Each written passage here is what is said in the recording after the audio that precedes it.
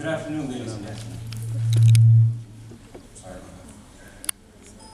It's been too long, and it's good to be back. So, let's start out with a story. It's a story about a girl in the sea.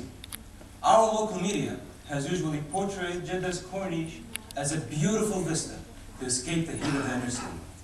But I beg to differ. An innocent girl swimming in the shallows was dragged below by the city's debris to her death. When they pulled her out of the sea, they found her body twisted like discarded plastic, and her lips blue and cold as ice. This was reported by the local media, but nothing was reported about the cause. Ladies and gentlemen, 2 years ago in this very competition, we presented the evidence that a monumental amount of sewage was being dumped into the Red Sea in Jeddah. This was the cause of her death, a dying sea. The objective of the media is to treat any important story with truth and integrity, and that's how the media should cover the environment. Al Jazeera, Al Arabiya, and NBC report on conflicts in the region with updates by the second. If we show the same passion in our dying earth as we do to the conflicts in Palestine, Iraq, and Afghanistan, then the media can be used as a tool to save and preserve. We now shift our focus towards closer to home. The city of Dubai is an emerald city out of storybooks. It prides itself as one of the top destinations in the world, despite its desert abode. Masdar City highlights UAE's commitment to the environmental causes. Due to the fact that UAE has one of the lowest rainfalls during the year, Dubai and UAE in general primarily rely on water from the sea. State-of-the-art desalination plants drink up the sea and pours out pure water for the citizens. But take a closer look. According to The Independent, a leading UK newspaper reported that guests residing in one of Dubai's most popular hotels complained about feeling ill after a visit to the beaches. The hotel hired a professional company to investigate. And according to them, the waters in the beach, and I quote, was full of fecal matter and bacteria too numerous to count. The water became black and stagnant. In the midst of Dubai's expanding bubble, the plants couldn't keep up.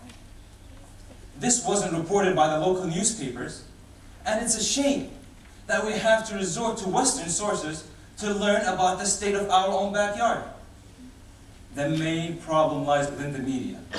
For all the green initiatives that have been covered, there has been no focus on the dark side of Dubai's commercial development. After all, you cannot selectively choose which laundry to hang. You have to air them all out. We now shift our focus towards the bedrock of modern Arab civilization, Egypt. They introduced free press into the Arab consciousness, so it's fair to judge their media today as comparison to its Gulf counterparts. As you can see through the statistics, out of 32 newspapers, only 2 were reporting on the environment. One of them was Al-Ahram, which dedicated a measly 1 page every week to the environment. I mean, that's strange for a daily newspaper, don't you think? Readers who complained, rather than the journalists, compiled most of the articles about the environment.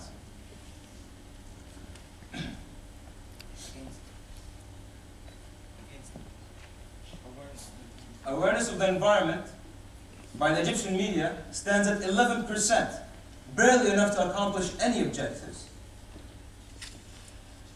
So, in 2006, a cable TV channel was launched by the name of BEAT, which literally means my environment.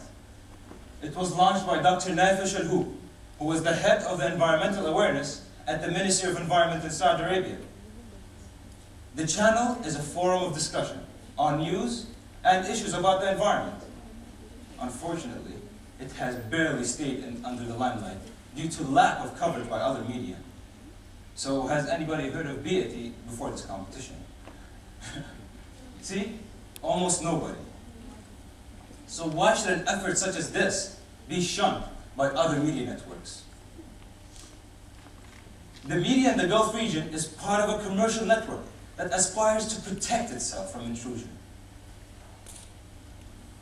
Out of all of these things I have mentioned, would you, the public, let their blatant disregard for the environment stand? No. No. My thoughts, exactly. For that matter, why aren't all the local news channels filming here? Where are the armies of journalists? Has the average Gulf citizen ever heard of the EEG? I mean, let's face it, we're not news. The environment's not news, unless it's an oil spill in the Gulf of Mexico.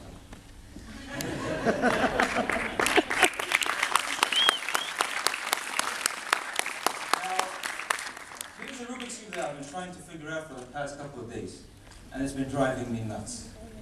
The media presents the information with a lack of coherence to an unsuspecting viewer.